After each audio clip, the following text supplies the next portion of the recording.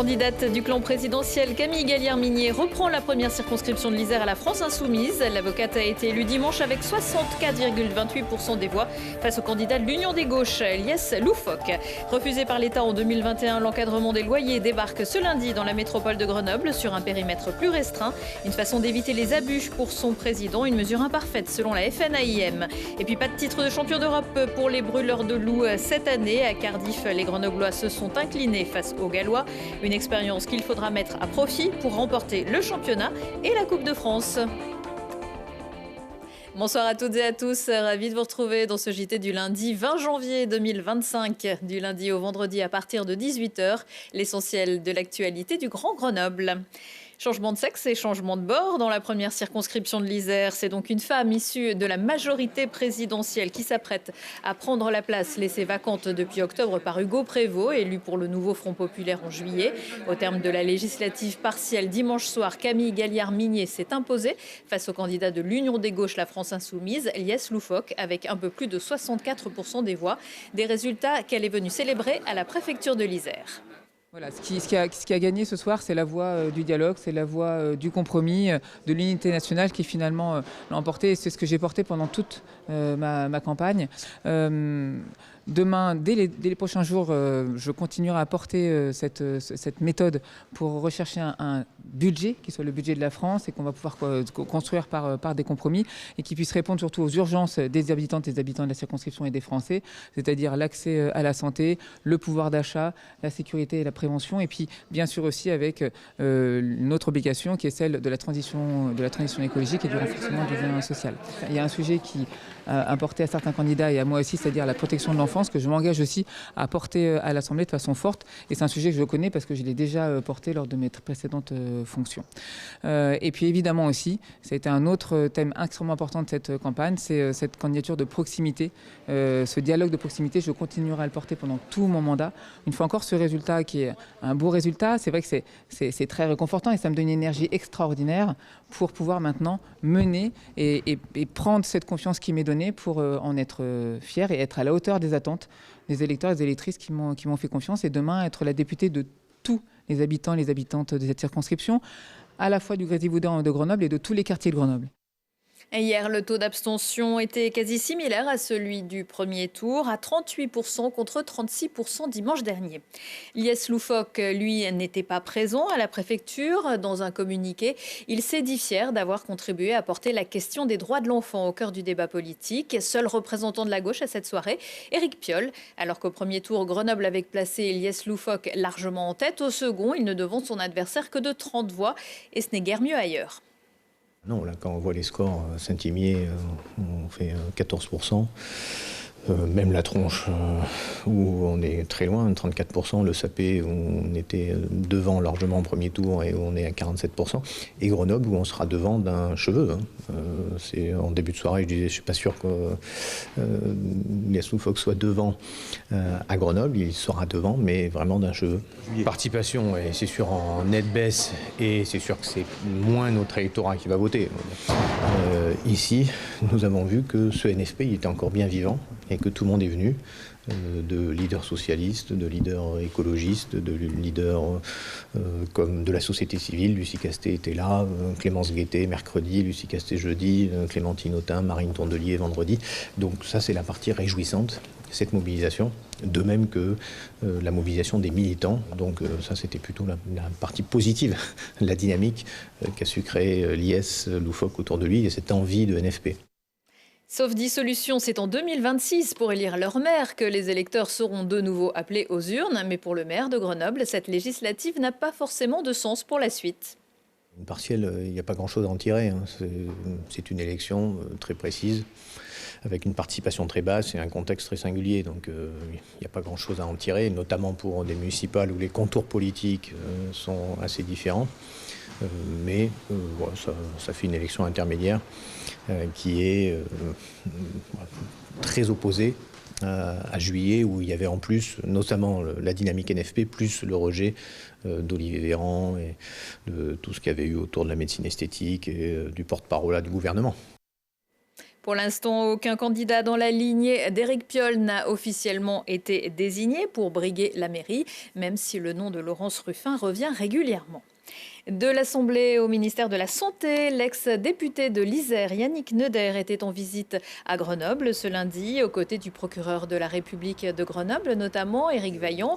Et le médecin cardiologue s'est rendu dans les locaux de la CPAM, rue des Alliés, pour prendre la mesure du travail effectué au service fraude de la Caisse primaire d'assurance maladie et pour réaffirmer la stratégie de lutte contre les fraudes du nouveau gouvernement. En 2023, 466 millions d'euros auraient été détectés et stoppés au niveau national. La fraude est estimée à plusieurs milliards d'euros et donc c'est important que l'on puisse avoir ce décloisonnement entre les différents services de l'État pour aller efficacement lutter contre la fraude.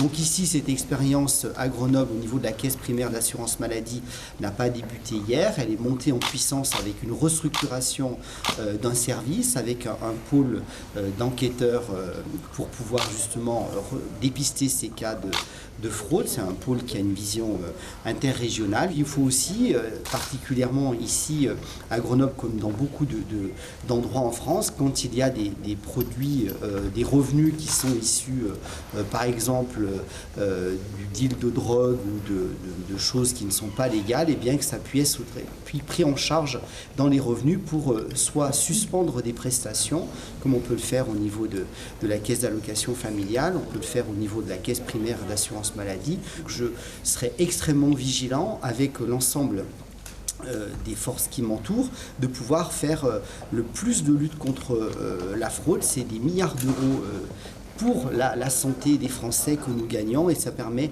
aussi eh bien, justement de ne pas faire d'économies sur le dos de la santé.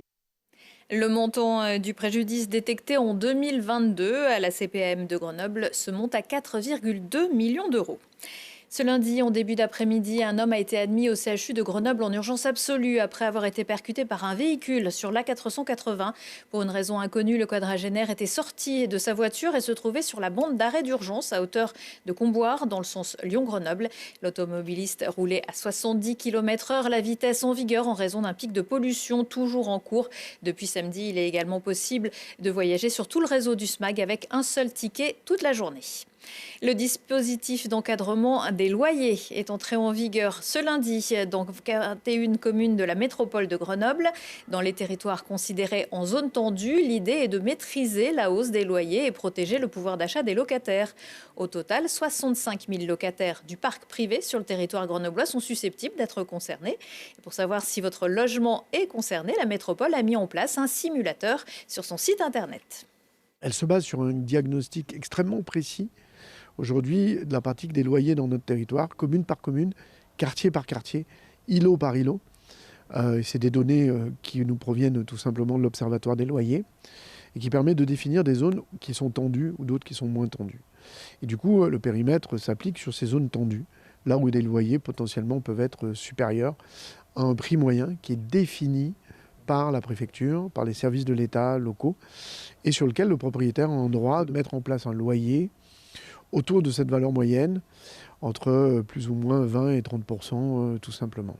Donc c'est un système de régulation qui n'est pas une révolution, mais qui permet d'éviter un certain nombre d'abus qui pourraient exister ou d'écarts qui pourraient exister. Vous avez la possibilité de vérifier si votre loyer est bien dans cet encadrement proposé par la préfecture. S'il ne l'est pas, après il y a toute une démarche qui est possible à faire pour dénoncer ce loyer. Du côté des agences immobilières qui agissent parfois comme bailleurs pour le compte de propriétaires, il y a des trous dans la raquette.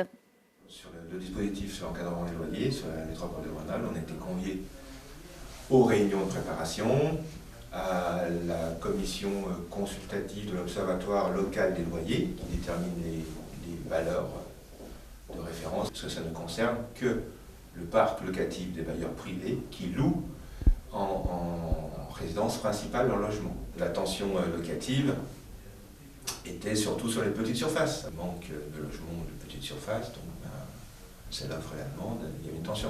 Mais de là, c'était pas Paris, c'était pas Annecy, c'était pas le Pays genevois. Nous, on avait écrit à la métropole, à la préfecture, pour leur dire, mais changeons de méthode, prenons en compte la note énergétique logement, parce que dans un même immeuble, un logement avec un propriétaire qui aura atteint une note vertueuse de DPE, un D, un B, va louer le même prix que quelqu'un qui sera en DPE F. L'encadrement des loyers est une expérimentation qui prendra fin en novembre 2026. Il n'y a plus d'habitants pour le moment aux 2 quais de France à Grenoble. Tous ont été évacués pour permettre de lancer une deuxième phase de travaux. Déjà il y a un an, la ville avait pris un arrêté de péril sur cet immeuble qui risquait de s'effondrer et un chantier avait été engagé, ce qui s'est visiblement avéré insuffisant. Les travaux qui ont débuté ce lundi doivent permettre de renforcer durablement le mur pignon. Conséquence, pendant 3 mois, la circulation automobile sur le quai de France est interdite aux véhicules automobiles qui doivent tourner sur le pont Marius-Gontard, mais elle reste possible pour les cycles et piétons, sauf par temps exceptionnel, ce qui devrait, comme l'an passé, occasionner pas mal de bouchons aux heures de pointe entre la Tronche et la Porte de France. Vous avez peut-être suivi l'aventure des brûleurs de loups en finale de la Continental Cup tout le week-end sur Télé Grenoble avec des matchs retransmis en direct de Cardiff au Pays de Galles. Vous vous êtes emballé après la première victoire contre les Polonais de Katowice samedi soir, mais vous avez déchanté dimanche soir. Dans l'ultime rencontre, Grenoble sous pression s'est finalement incliné face à ses hôtes sur le score de 6-1 pour les Devils. Une déception mais aussi une expérience dont il faudra se servir pour la suite. L'envie est toujours là. C'est sûr que là, on est déçus, mais demain, le soleil va se lever. On revient sur Grenoble. Puis, comme je dis, on n'a pas le temps de trop réfléchir. On a un match mardi, donc on est professionnels, c'est notre boulot. Ce soir, on va être déçus, mais demain c'est un autre jour. Évidemment, en tant que leader, on regarde et on écoute maintenant. Là, on doit prévoir et préparer l'avenir aussi. Là, maintenant, c'est bien qu'on souffre un peu, qu'on ressent de la peine après la défaite. C'est une bonne leçon. Personne n'aime perdre, évidemment. Et aujourd'hui, c'était très compliqué. On va devoir s'améliorer et faire mieux. On a besoin de comprendre. On a besoin de faire du meilleur hockey si on veut avoir une chance de gagner un titre. On a mis toutes les chances de notre côté pour remporter une victoire historique pour Grenoble. Mais on a raté cette occasion. C'est triste à dire, mais c'est comme ça. Et là, maintenant, j'ai besoin de ressentir cette douleur. Je pense qu'on la ressent tous. Et avec un peu de chance, on sera capable d'en tirer quelque chose. Et pas le temps de se laisser aller puisque, comme l'a dit Nicolas Deschamps, les Brûleurs de loups enchaînent avec la Ligue Magnus dès mardi. Ce sera la réception à 20h des Spartiates de Marseille à Pôle Sud.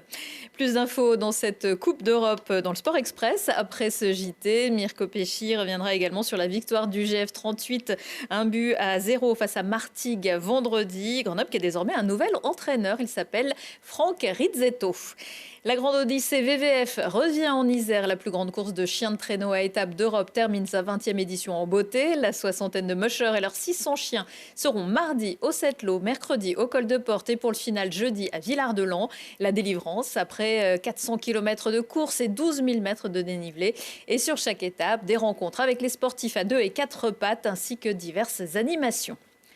Allez, après l'effort, le réconfort, de nouvelles recettes à ne pas manquer cette semaine dans 38 à table dans le cadre féerique de la casemate de Grenoble. Le chef étoilé Stéphane Froidevaux vous donne aujourd'hui sa recette du crémeux de lentilles, langoustines et saveurs exotiques, de la douceur et un zeste de peps à découvrir à 18h50. Mardi à midi, plus terroir, le bœuf en croûte avec champignons et foie gras pour ceux qui sont déjà prêts à remettre ça après les agapes des fêtes. Toutes les recettes sont évidemment sur notre site internet. C'est la fin de ce JT. Retour de l'actu dans 1 heure et en replay sur télégrenoble.net. Dans un petit instant, la météo. Excellente soirée à tous.